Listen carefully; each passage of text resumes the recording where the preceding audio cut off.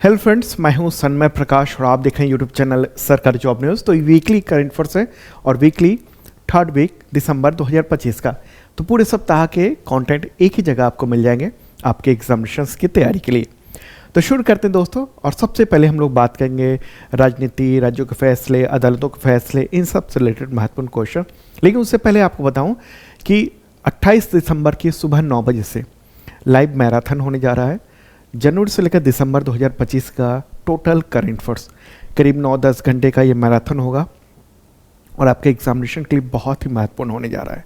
तो देखिएगा ज़रूर यूट्यूब चैनल सरकारी जॉब न्यूज़ पर। मैंने इस वीडियो के डिस्क्रिप्शन में लिंक भी दे दिया है ताकि आप रिमाइंडर लगा सकें, उस समय नोटिफिकेशन आपको पहुंच जाएगा। ओके, चलिए अब बात करते हैं करंट अफेयर्स की, वीकली करंट अफेयर्स। और सबसे पहले बात होगी राजनीतिक के नाजुक फैसले और सुप्रीम कोर्ट के भी महत्वपूर्ण जो फैसले हैं वो सभी। तो प्रश्न यहाँ पर होगा, सुप्रीम कोर्ट के चीफ जस्टिस सूर्यकांत, उन्होंने किस मंदिर के मामले की सुनवाई के दौरान स्पेशल पूजा के संदर्भ में कड़ी टिप्पणी की कि वे देवताओं का जमकर शोषण करते हैं? कौन? जो अमीर लोग हैं वो। आंसर क्या होगा? बांके बिहारी मंदिर, वृंदावन। उत्तर प्रदेश के मथुरा जिले में जो वृंदावन है वहीं पर बांके बिहारी मंदिर है, बहुत ही पॉपुलर मंदिर। तो 15 दिसंबर को सुनवाई चल रही थी और उसी के दौरान दरअसल हुआ ये कि मंदिर जो है ना उसकी टाइमिंग को बढ़ा दिया गया था।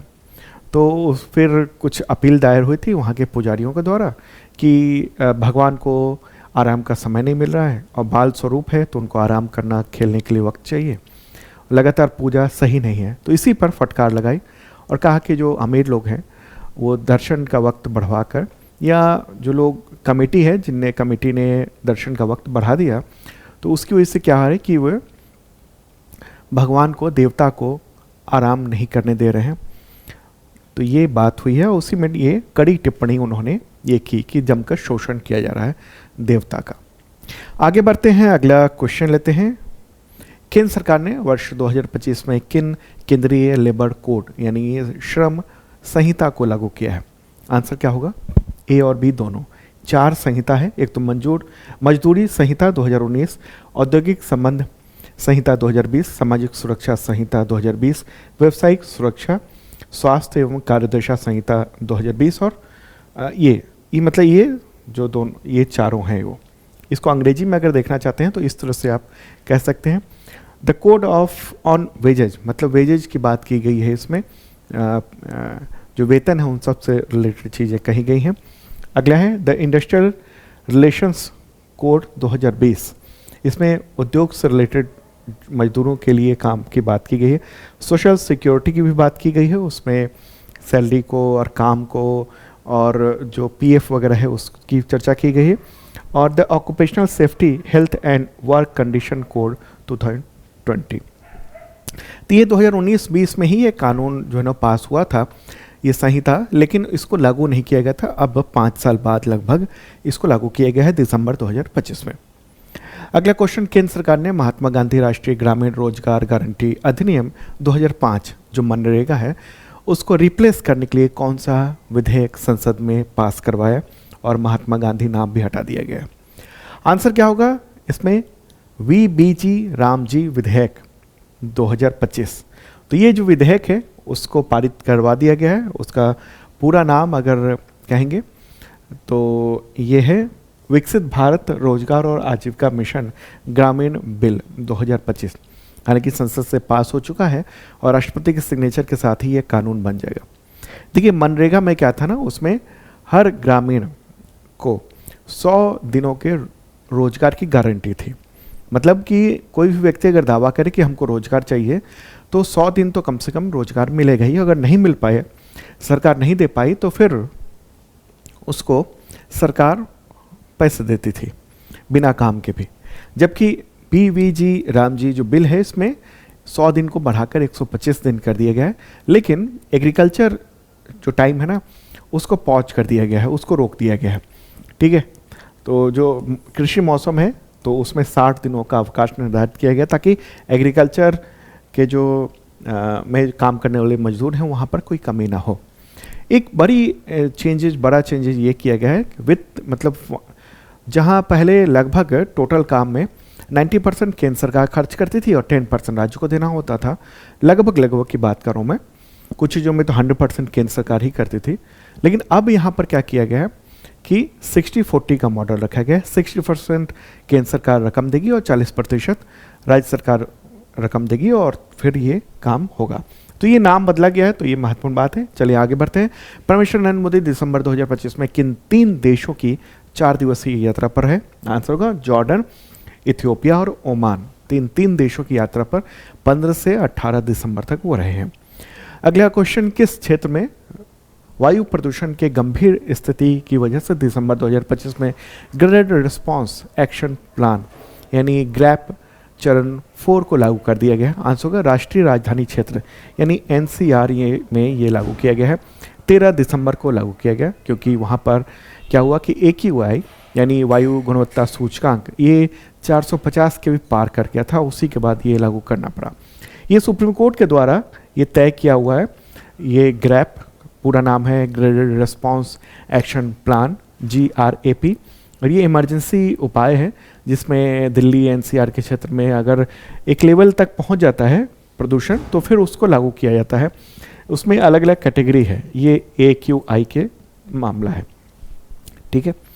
तो अब ये लागू किया गया है। इसमें स्कूल कॉलेज की क्लासेस जो है ना वो हाइब्रिड मोड में हो, यानी ऑनलाइन हो ज़्यादातर।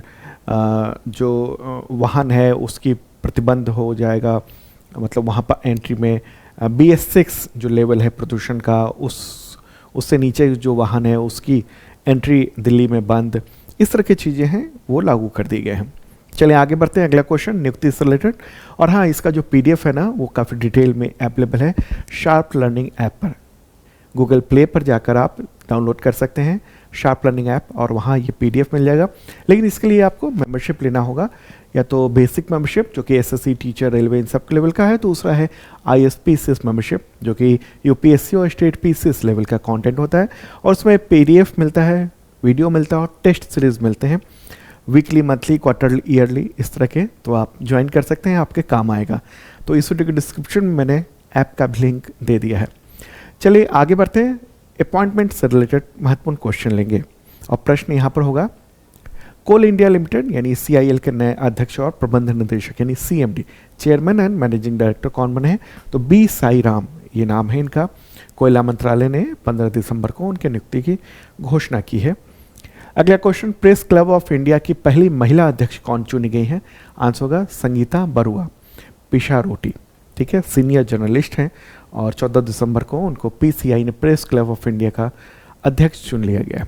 इसके महासचिव चुने गए हैं अफजल इमाम, और उपाध्यक्ष जतिन गांधी विजयी हुए हैं, ठीक है। तो इम्पॉर्टेंट है, पहली बार महिला अध्यक्ष बनी है। प्रेस क्लब ऑफ इंडिया क्या है? पत्रकारों का एक क्लब कहिए जो दिल्ली में है, ठीक है। अगला क्वेश्चन, केंद्रीय सूचना आयोग के नए मुख्य सूचना आयुक्त कौन बने हैं? Chief information commissioner. आंसर क्या होगा? राजकुमार गोयल। वो पूर्व IAS हैं, और ये रहा फोटोग्राफी का। तो इनको शपथ दिलाई है किसने? राष्ट्रपति द्रौपदी मुर्मू ने, ठीक है। तो केंद्रीय सूचना आयोग के मुख्य सूचना आयुक्त ये हो गए हैं। तो केंद्रीय सूचना आयोग क्या है? इसका गठन किया गया था सूचना का अधिकार अधिनियम 2005 के तहत, और उसमें क्या होता है, एक मुख्य सूचना आयुक्त होते हैं और 10 इसके सदस्य होते हैं, सूचना आयुक्त कहे जाते हैं। तो टोटल ये 8 नए सूचना आयुक्तों की भी नियुक्ति की गई है, लेकिन महत्वपूर्ण तो इन्हीं का नाम आपको याद रखना है। अगला क्वेश्चन, भाजपा यानी BJP के नए कार्यकारी अध्यक्ष कौन बन गए हैं? आंसर होगा नितिन नबीन, ठीक है, नितिन नबीन। तो भाजपा के संसदीय बोर्ड ने उनको नियुक्त किया है, और माना जा रहा है कि 2026 में औपचारिक रूप से चुनाव के दौरान उनको पार्टी का अध्यक्ष बना दिया जाएगा, और अभी वो कार्यकारी अध्यक्ष बने हैं, ठीक है। बिहार से हैं नितिन नबीन, और बिहार में मंत्री रह चुके हैं, 5 बार विधायक रह चुके हैं। आगे बढ़ते हैं। इकोनॉमिक एक्टिविटीज से रिलेटेड महत्वपूर्ण क्वेश्चंस लेते हैं। प्रश्न होगा यहाँ पर, भारत और ओमान के बीच में दिसंबर 2025 में किस तरह का ट्रेड एग्रीमेंट हुआ है? इस ट्रेड एग्रीमेंट का नाम क्या है? आमतौर पर क्या कह दिया जा रहा है? FTA कह दिया जा रहा है, फ्री ट्रेड एग्रीमेंट, लेकिन एक्चुअल में वो पूरी तरह से सही नहीं है। इसका आंसर क्या होगा? CEPA, ठीक है, CEPA। इसका फुल फॉर्म क्या है? Comprehensive economic partnership agreement. तो तो ये हुआ है भारत और ओमान के बीच में। ओके, तो ये 18 दिसंबर को ओमान की राजधानी मस्कट में ये सिग्नेचर किया गया दोनों देशों के बीच में। ठीक है, तो एक बार मैप के ज़रिए भी देख लीजिए। ओके, तो अपना प्यारा भारत है और ओमान जो है ना वो यहाँ पर है, ये वाला जो देख रहे हैं ना आप, ये है ओमान यहाँ पर। ठीक है, तो भारत और ओमान के बीच में अगर हम कहेंगे बिजनेस कैसा है, तो देखिए लगभग 10.5 अरब डॉलर का दोनों देशों के बीच में व्यापार है। 2024-25 फाइनेंशियल ईयर में रहा है, जिसमें भारत का निर्यात करीब 4.06 अरब डॉलर का था और भारत ने आयात किया है 6.5 अरब डॉलर का। ठीक है, तो ये हुआ है, लेकिन इसमें अब ये है कि लगभग 98.08% जो चीज़ें हैं वो ओमान जो है ना वो भारत को ड्यूटी फ्री एक्सेस देगा इस पर। ओके, और भारत के ये टोटल जो है ना भारत के 99.38% कवर करता है। ओके, तो ये है महत्वपूर्ण बातें जो कि यहाँ की गई हैं, इससे दोनों देशों को फ़ायदा होने वाला है। अच्छा, कई तरह के होते हैं व्यापार समझौते। एक FTA होता है, पूरी तरह से FTA मात्र एक देश के साथ हुआ है और वह है श्रीलंका। हर चीज़ ड्यूटी फ्री है। ओके, उसके अलावा बाकी अलग अलग देशों के साथ अलग अलग तरह के ये एग्रीमेंट किए गए हैं, जैसे यहाँ पर CEPA किया गया है, कॉम्प्रिहेंसिव इकोनॉमिक पार्टनरशिप एग्रीमेंट। ऐसा ही ये एग्रीमेंट जो ना वो ब्रिटेन के साथ भी किया गया था। चलें आगे बढ़ते हैं, अगला क्वेश्चन लेंगे हम लोग। अमेरिका के बाद किस देश ने भारत समेत 5 एशियाई देशों पर 50% तक का भारी टैरिफ लगाने का ऐलान किया है? आंसर होगा मैक्सिको। मैक्सिको देश ने भी कर दिया है। तो वहाँ की संसद ने 10 दिसंबर को ये टैरिफ लगाने का ऐलान किया है और ये 2026 से लागू हो रहा है। ओके, और इसमें कई और देशों को भी शामिल किया गया है, चाइना भी है। ओके, तो ये है मामला। तो वहाँ की प्राइम मिनिस्टर ने ये ऐलान किया और कहा कि हम ये करने जा रहे हैं। क्यों किया गया है? क्योंकि जो वहाँ की जो प्राइम मिनिस्टर है ना शिनबाम, तो ऐसा माना जा रहा है कि अभी कुछ दिनों में अमेरिका से उनका ट्रेड एग्रीमेंट होने जा रहा है। तो वो अमेरिका को खुश करने के लिए माना जा रहा है कि उन्होंने ऐसा काम किया है। ओके, एक तरह से मैसेज दिया है अमेरिका को खुश करने के लिए। ठीक है, तो मैक्सिको ने भारत, चीन, दक्षिण कोरिया, थाईलैंड और इंडोनेशिया पर ये टैरिफ लगाया है। हालांकि इसके बारे में बहुत पहले ही फैसला हुआ था, अब संसद से मुहर लगी है। अगला क्वेश्चन, नवंबर 2025 में खुदरा महंगाई दर कितनी रही है देश की? आंसर होगा 0.7%। 0.7%। ठीक है, खुदरा महंगाई दर यानी कैसे जारी होता है? तो NSO जारी करता है, नेशनल स्टैटिस्टिकल ऑफिस। और ये किस सूचकांक, मतलब इसको क्या कहेंगे? तो CPI कहेंगे, CPI इंडेक्स यानी कंज्यूमर प्राइस इंडेक्स, उसके जरिए ये तय किया जाता है। मतलब रोज़मर्रा की चीज़ों आप जो खरीदते हैं तो पिछले साल उसी वक्त में कितने रेट थे और अभी कितना है, उसके आधार पर ये महंगाई की गणना की जाती है। NSO जारी करता है इसको। अगला क्वेश्चन, नवंबर 2025 में देश की थोक महंगाई दर कितनी रही है? आंसर का -0.32%। माइनस में है ये थोक महंगाई दर की बात अगर हम कह रहे हैं तो। और ये किसने रिपोर्ट जारी की है? तो DPIIT ने जारी की है, यानी department for promotion of industry and internal trade. ये ministry of commerce and industry के अंतर्गत आता है। जबकि खुदरा महंगाई दर कौन जारी करता है? NSO जारी करता है, नेशनल स्टैटिस्टिकल ऑफिस। ओके, आगे बढ़ते हैं। डिफेंस से रिलेटेड इंपॉर्टेंट क्वेश्चन लेते हैं और यहाँ तो मैं थोड़ा शॉर्ट में बता रहा हूँ, डेली के वीडियो में काफ़ी डिटेल में होता है, वो भी आप देखिएगा ज़रूर। Monday to Saturday daily current affairs आता है। तो डिफेंस से रिलेटेड महत्वपूर्ण क्वेश्चन, भारत रणभूमि दर्शन पहल के तहत सिक्किम के डोकलाम में किन 2 जगहों को पर्यटक स्थल के रूप में औपचारिक रूप से खोल दिया गया है? क्या होगा नाम? चोला और डोकला। ये 2 जगह हैं, चोला और डोकला। ये गलवान में स्थित है। 15 दिसंबर को औपचारिक रूप से इसको खोला गया और वहाँ से बाइक रैली भी निकाली गई है। करीब 8 साल पहले ये जो जगह है वहीं पर विवाद हुआ था चाइना के साथ। एक बार मैप के ज़रिए देखते हैं। ये है सिक्किम और ये है, ये देख रहे हैं आप, ये जो है ना वो इधर भूटान है। ठीक है, इधर ये भूटान है। तो यहीं पर ये वाला जो हिस्सा ना, यही तनाव हुआ था। अब भारत ने इसकी ज़मीन की रक्षा के लिए, भूटान की ज़मीन की रक्षा के लिए अपने सैनिकों को यहाँ पर रखा हुआ था। ठीक है, उसी के दौरान तनाव हुआ था। तो अब इस जगह को पर्यटन स्थल घोषित कर दिया गया है। आप चाहें तो वहाँ जाकर देख सकते हैं। ओके, और वहाँ के जो चीफ मिनिस्टर हैं सिक्किम के प्रेम सिंह तमांग, उन्होंने चोला और डोकला के लिए बाइक रैली का उद्घाटन किया और कहा कि ये जो गांव है ना, वो वाइब्रेंट विलेज प्रोग्राम के तहत इसको डेवलप किया जा रहा है। ठीक है, तो यहाँ पर दो चीज़ें आ गई, एक तो वाइब्रेंट विलेज प्रोग्राम भी आ गया और दूसरा आ गया भारत रणभूमि दर्शन पहल। ठीक है, चलिए आगे बढ़ते हैं और अब बात करेंगे इवेंट्स रिलेटेड। और दोस्तों पसंद आ रहा हो तो लाइक बटन तो दबा सकते हैं ना आप। अगला क्वेश्चन, गणतंत्र दिवस समारोह 2026 के मुख्य अतिथि बनने का निमंत्रण किसने स्वीकार कर लिया है? आंसर होगा उर्सुला वॉन डेर लियन और एंटोनियो कोस्टा। तो भारत पहली बार, ये दोनों यूरोपीय संघ से जुड़े हुए हैं। यूरोपीय यूनियन की अध्यक्ष यानी यूरोपीय कमीशन की अध्यक्ष हैं उर्सुला वॉन डेर लियन और यूरोपीय परिषद यानी यूरोपियन काउंसिल, उसके अध्यक्ष हैं एंटोनियो कोस्टा। तो वो दोनों इस बार के रिपब्लिक डे इवेंट में 26 जनवरी 2026 को चीफ गेस्ट के रूप में मौजूद रहेंगे। आगे बढ़ते हैं, स्पोर्ट्स रिलेटेड महत्वपूर्ण क्वेश्चंस लेते हैं। सैयद मुश्ताक अली ट्रॉफी 2025 किसने जीत ली है? आंसर होगा झारखंड ने। ओके, तो ये प्रमुख टूर्नामेंट है, भारत का घरेलू टूर्नामेंट है और बीसीसीआई इसको आयोजित करवाता है। तो इसमें पहली बार झारखंड ने ये खिताब जो है जीता है। फाइनल में किसको हराया? झारखंड ने हरियाणा को 69 रन से हराकर यह खिताब जीत लिया है। अगला question, FIFA mail player of the year 2025 का खिताब किसे मिला? ओस्मान डेम्बले, ये फ्रांस के खिलाड़ी हैं और इनको ये अवार्ड दिया गया है। ठीक है, अगला question, FIFA women player of the year 2025 का अवार्ड किसने जीता है? आंसर होगा एताना बोनमाटी, स्पेन की खिलाड़ी हैं ये, एताना बोनमाटी। अगला क्वेश्चन लेंगे हम लोग, FIFA best male goalkeeper of the year 2025 का खिताब किसे मिला? आंसर होगा जियान लुइजी डोनारुमा। ये कौन है? इटली के खिलाड़ी हैं ये। ठीक है, और साथ में पीएसजी जो क्लब है उसके साथ ये खेलते हैं, तो खेलते हैं तो इसलिए ये शानदार अवार्ड मिला है इनको।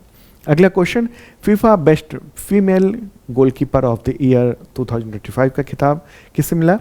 तो हन्ना हैम्पटन, इनको मिला है और ये इंग्लैंड के खिलाड़ी हैं। ठीक है, इंग्लैंड के खिलाड़ी हैं और चेल्सी जो क्लब है उसके गोलकीपर हैं। वैसे अवार्ड बहुत सारे हैं जो महत्वपूर्ण थे, मैंने क्वेश्चंस के रूप में दे दिए। अब ये सारे जो अवार्ड हैं ना, वो सब लिस्ट में भी यहाँ हैं। तो एक बार फिर से रिवाइज कर लें। Male player of the year Ousmane Dembele, France के खिलाड़ी। Female player of the year Aitana Bonmati, Spain की खिलाड़ी।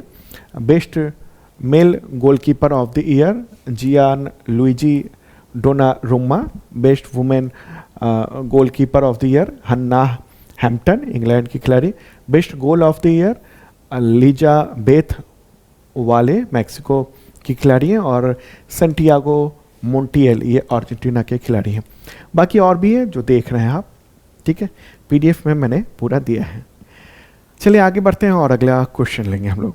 प्रश्न यहाँ पर होगा, आईपीएल नीलामी 2026 जो दिसंबर में हुई है, दिसंबर 2025 में नीलामी हुई, तो उसमें सबसे महंगे यानी 25.2 करोड़ रुपए के खिलाड़ी कौन बिके उसमें? आंसर होगा कैमरन ग्रीक।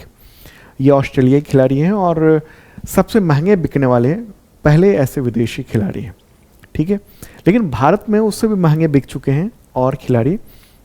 ठीक है, जैसे कि अगर हम बात करेंगे, ऋषभ पंत सबसे महंगे खिलाड़ी थे, 27 करोड़ में खरीदा था काफ़ी पहले, 2025 वाला यानी जो दिसंबर 2024 में जो नीलामी हुई थी उसमें। ठीक है, लेकिन बात यह है कि इस बार सबसे महंगे ये बिके हैं और अब तक आईपीएल में जो सबसे महंगे विदेशी खिलाड़ी हैं तो वो कैमरन ग्रीन है। अगला क्वेश्चन, FIA यूरोपीय रैली चैंपियनशिप टीम्स खिताब किसने अपने नाम किया है? तो MRF टायर्स टीम ने ये खिताब अपने नाम किया। MRF लिमिटेड के उपाध्यक्ष और मैनेजिंग डायरेक्टर अरुण मेमन। तो उन्होंने 12 दिसंबर को ये ट्रॉफी अपने मतलब उन्होंने प्राप्त की। अगला क्वेश्चन, किस देश की टीम ने WSF स्क्वैश वर्ल्ड कप 2025 का खिताब जीता है और पहली बार जीता है? आंसर होगा भारत। भारत ने ये खिताब जो है ना वो पहली बार जीता है। ठीक है, वैसे भारत का ये दूसरा मेडल है। इससे पहले 2023 में भारत ने ब्रॉन्ज मेडल जीता था, लेकिन इस बार गोल्ड मेडल जीता है, नंबर 1 पहला स्थान प्राप्त किया है। चेन्नई में ये आयोजन किया गया था। ये स्क्वैश, स्क्वैश होता क्या है? टेनिस जानते हैं ना, टेनिस खेलते हैं तो टेनिस में सामने भी प्लेयर होता है, लेकिन इसमें प्लेयर नहीं होता है, दीवार होती है और दीवार पे ही मारना होता है। ओके, आगे बढ़ते हैं। अगला क्वेश्चन, रेसलर जॉन सीना, तो उन्होंने किस प्रतियोगिता से संन्यास लिया है? WWE वर्ल्ड रेसलिंग एंटरटेनमेंट से उन्होंने 13-14 दिसंबर को अंतिम मैच खेला और कहा कि अब हम इससे संन्यास लेते हैं। अब अवार्ड से रिलेटेड महत्वपूर्ण क्वेश्चंस लेंगे। क्वेश्चन यहाँ पर होगा, ओमान के सुल्तान का नाम बताएं जिन्होंने प्राइम मिनिस्टर नरेंद्र मोदी को अपना सर्वोच्च सम्मान ऑर्डर ऑफ ओमान से नवाजा।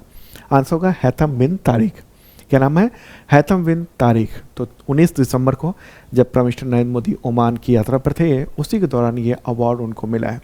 2025 में भारत और ओमान के बीच में कूटनीतिक संबंध के 70 वर्ष पूरे हो चुके हैं और इसी दौरान ये अवार्ड दिया गया। 2025 में दिसंबर तक अगर हम देखेंगे, अब तक जब से प्राइम मिनिस्टर बने हैं तब से इनको 29 कंट्रीज से 29 देशों से सर्वोच्च नागरिक सम्मान मिल चुका है। अगला क्वेश्चन, किस देश ने प्राइम मिनिस्टर नरेंद्र मोदी को सर्वोच्च सम्मान दिया जिसके कुछ दिन पहले ही हेली ज्वालामुखी में विस्फोट हुआ था? मतलब वहाँ पर हेली गुब्बी हो गया ना, हाँ हेली गुब्बी ज्वालामुखी, उसमें विस्फोट हुआ था। आंसर पता होना चाहिए। आंसर क्या है? इथियोपिया। ओके, और ये जो अवार्ड दिया गया है उसका नाम क्या है? द ग्रेट ऑनर ऑफ निशान ऑफ इथियोपिया। 16 दिसंबर को जब prime minister Narendra Modi Ethiopia की यात्रा पर थे, उसी के दौरान ये अवार्ड दिया गया। इथियोपिया कहाँ पर है? एक और मैप में भी देख लीजिए।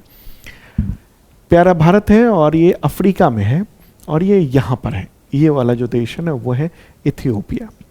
ठीक है, तो यहीं पर हेली गुब्बी ज्वालामुखी था, यहीं से फटा था इस तरीके से और इसका असर भारत तक देखने को मिला था। ठीक है, भारत में विमान यातायात को रोकना पड़ गया था।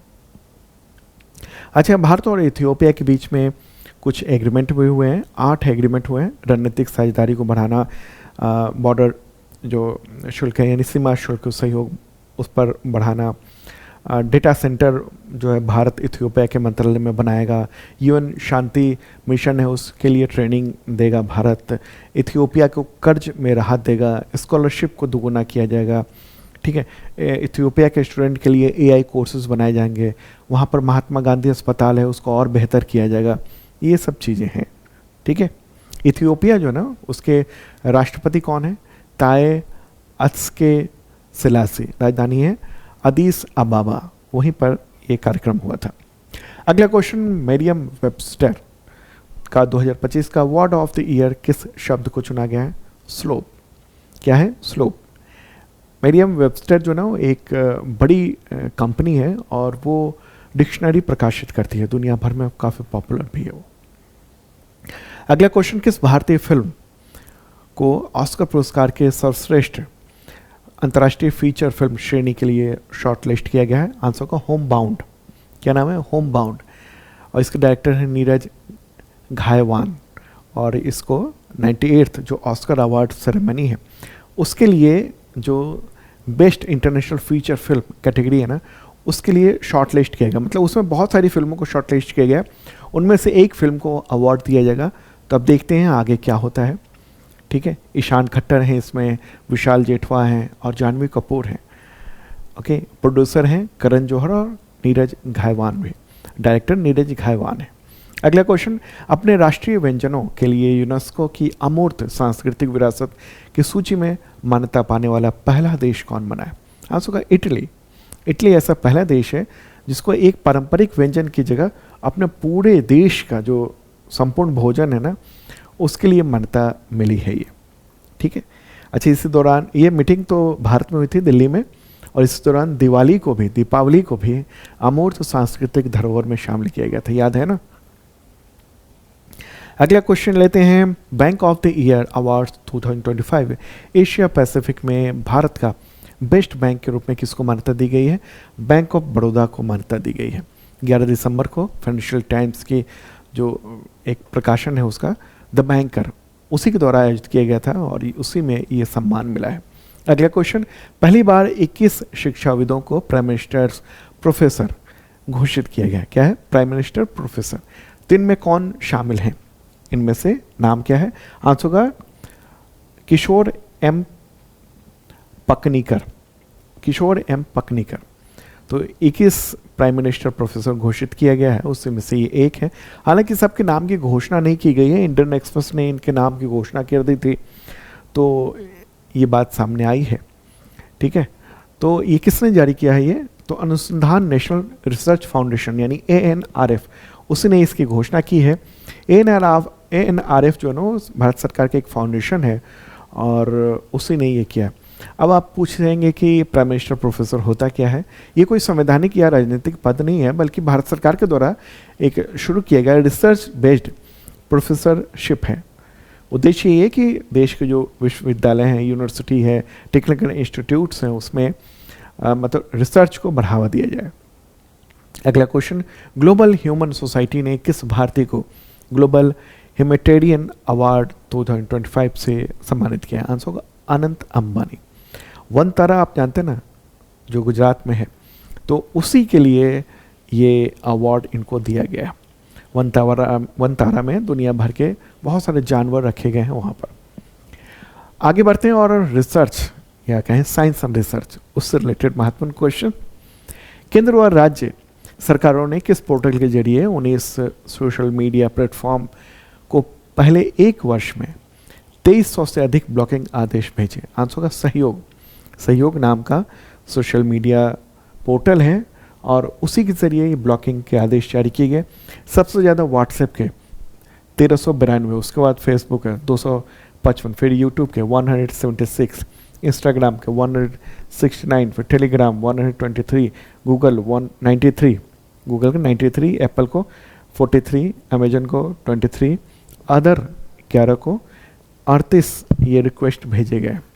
सहयोग क्या है? सहयोग एक वेबसाइट है, पोर्टल है और उसको ऐसा बनाया गया है कि देश भर की राज्य सरकार या केंद्र के जो अधिकारी हैं ना, वो वहाँ रिक्वेस्ट भेज सकते हैं, ऑर्डर दे सकते हैं कि इसको ब्लॉक किया जाए।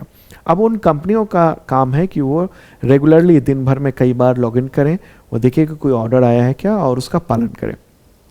ठीक है, और ये सूचना प्रौद्योगिकी अधिनियम है ना, उसी के तहत ये चीज़ें होती हैं। चलिए आगे बढ़ते हैं और अब महत्वपूर्ण लोगों के निधन से रिलेटेड क्वेश्चन लेंगे। मूर्तिकार राम वानजी सुतार, उनका निधन हो गया 18 दिसंबर 2025 को। तो किस सबसे ऊंची प्रतिमा को बनाने के लिए मशहूर थे? आंसर होगा स्टैच्यू ऑफ यूनिटी। 100 वर्ष के थे राम सुतार जी और उनका निधन हो गया। स्टैच्यू ऑफ यूनिटी कहाँ पर है? गुजरात में है, नर्मदा नदी के तट पर, केवड़िया के पास में स्थित है। भारत के पहले गृह मंत्री सरदार वल्लभ भाई पटेल की 182 मीटर ऊंची प्रतिमा है। ठीक है, तो इनका निधन हो गया और अभी 2025 में लेटेस्ट जो मूर्ति बनाई थी ना, वो भगवान राम की सबसे ऊंची प्रतिमा थी, गोवा में उसको स्थापित किया गया। ठीक है, तो इनको कई सारे अवार्ड भी मिल चुके हैं राम सुतार जी को। 1999 में पद्मश्री मिला था, 2016 में पद्म भूषण मिला था, 2025 में महाराष्ट्र भूषण अवार्ड इनको मिल चुका है। ठीक है, अगला क्वेश्चन लेते हैं हम लोग, ये GI टैक्स से रिलेटेड है।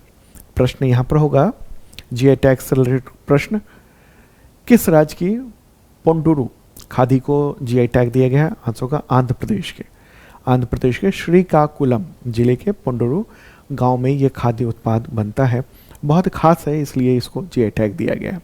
अब योजना से रिलेटेड इंपॉर्टेंट क्वेश्चन, देश की पहली हाइड्रोजन वाटर टैक्सी किस शहर में शुरू हुई है? वाराणसी में शुरू हुई है। और परिवहन और जलमार्ग जो मंत्री हैं सर्बानंद सोनोवाल, तो उन्होंने पोत परिवहन और जलमार्ग मंत्री, तो सर्बानंद सोनोवाल, तो उन्होंने 11 दिसंबर को वाराणसी के नमो घाट पर आयोजित एक प्रोग्राम में हरी झंडी दिखाकर इसको लॉन्च किया है।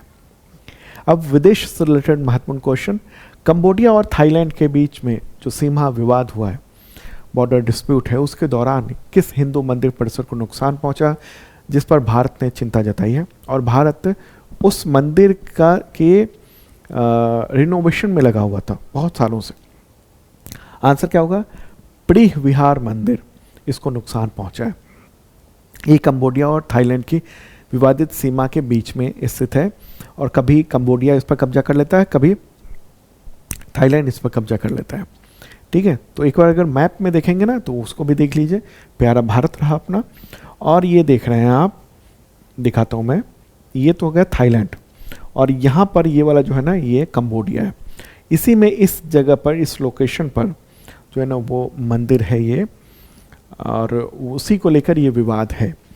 और हालांकि दो मंदिर हैं, प्री विहार मंदिर है और एक ता थुएन थॉम मंदिर है, उसको लेकर विवाद है। एक यहाँ प्री विहार मंदिर यहाँ पर है, और थाम मंदिर, मुएम थाम मंदिर ये यहाँ पर स्थित है। तो यहीं पर ये नुकसान पहुँचा है इस विवाद में, जो गोलीबारी और जो छोटे रॉकेट लॉन्च किए गए हैं रॉकेट लॉन्चर के द्वारा उसमें, तो उस पर भारत ने प्रतिक्रिया व्यक्त की। विदेश मंत्रालय के प्रवक्ता रणधीर जायसवाल ने कहा कि ये ASI 1986 से इस मंदिर के संरक्षण में जीर्णोद्धार में लगा हुआ है, उसको ठीक करने में लगा हुआ है, और ये जो हुआ है वो बहुत ही दुर्भाग्यपूर्ण है। अगला क्वेश्चन, डोनाल्ड ट्रंप ने कितनी रकम में ट्रंप गोल्ड कार्ड बेचना शुरू किया जिससे अप्रवासियों को अमेरिकी नागरिकता मिलना आसान होगा? आंसर होगा $10 लाख, लगभग 9 करोड़ रुपए के आसपास ये होते हैं। ठीक है, तो ट्रंप गोल्ड कार्ड कहेंगे, और ये एक वीज़ा रेजिडेंसी प्रोग्राम है, और ट्रंप ने इसको पेश किया है लंबे समय तक रहने, काम करने, उसके लिए ये होगा। ठीक है, तो ये अमेरिका ने शुरू किया। चलिए आगे बढ़ते हैं और दिवस से रिलेटेड महत्वपूर्ण क्वेश्चंस लेंगे। अब इस वीडियो के आखिरी हिस्से में आ चुके हैं, और अब तक आपने इस चैनल को सब्सक्राइब नहीं किया है तो ज़रूर कर लीजिएगा।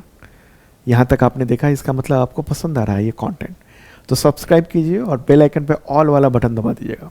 ठीक है, तो दिवस से रिलेटेड क्वेश्चन, राष्ट्रीय अल्पसंख्यक अधिकार दिवस कब मनाया जाता है? तो 18 दिसंबर को मनाया जाता है। सॉरी, राष्ट्रीय अल्पसंख्यक अधिकार दिवस कब मनाया जाता है? 18 दिसंबर को मनाया जाता है।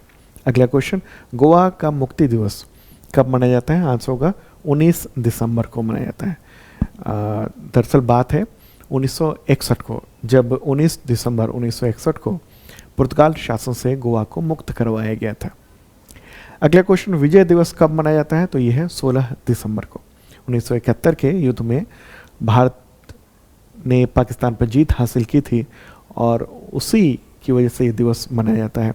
उस दौरान पाकिस्तान के 90,000 सैनिक ने आत्मसमर्पण किया था।